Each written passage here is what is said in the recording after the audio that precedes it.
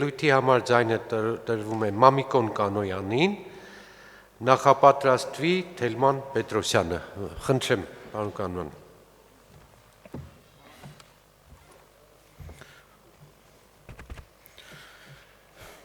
Սիրելի կուսակցական ընկերներ, պատվիրակներ,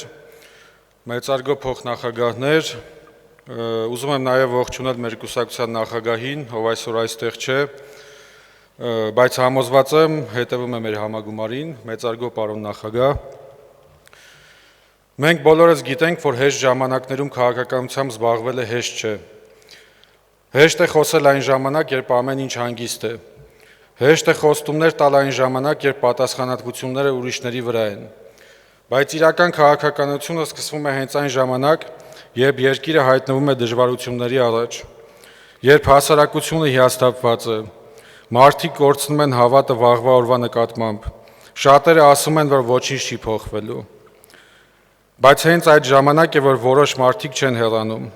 Հենց այդ ժամանակ է, որ որոշ մարդիկ ասում են, եթե մենք չպայքարենք, ապա ով պիտի պայքարի։ Հայաստանի պատմությունը միշտ առաջ են տարել ոչ թե նրանք, ովքեր սպասել են ավելի լավ ժամանակների, այլ նրանք, ովքեր դժվար ժամանակներում չեն լռել։ Եվ հենց այդ մարդիկ էլ նստած են այս դահլիճում։ Մեր երկիրը ստեղծվել է պայքարով, մեր երկիրը պաշտպանվել է պայքարով, եւ մեր երկիրը կարող է առաջ գնալ միայն պայքարի շնորհիվ։ Այո, ճանապարհը հեշտ չէ։ Այո, երբեմն թվում է, թե մեր ձայնը փոքր է։ Թվում է, թե ուժերը անհավասար են, թե պայքարը երկար է եւ դժվար։ Բայց պատմությունը միշտ ապացուցել է մեկ բան. երբ մի քանի մարդ հավատում են իրենց երկրին եւ չեն հանձնվում, այդ պայքարը երբեք չի կորում։ Այս դահլիճում պատահական մարդիկ չեն նստած։ Այստեղ նստած են մարդիկ, ովքեր տարիներ շարունակ եղել են քաղաքականության մեջ ոչ թե հարմար ժամանակներում, այլ դժվար ժամանակներում։ Մարդիկ, ովքեր չեն լռել, երբ պետք էր խոսել։ Մարդիկ, ովքեր չեն հեռացել, երբ պայքարը դարձել էր ծանր։ Եվ հենց այդ պատճառով ես վստահ եմ մի բանում. Հայաստանը դեռ ունի մարդկանց, ովքեր պատրաստ են պատասխանատվություն վերցնել այս երկրի ապագայի համար։ Ուզում եմ դիմել այս դահլիճում նստած յուրաքանչյուր մարդու։ Դուք այն մարդկանցից եք, ովքեր հասկանում են մեկ պարզ բան.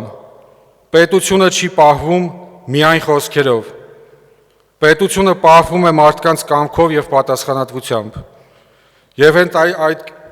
Եվ հենց այդ կամքն է,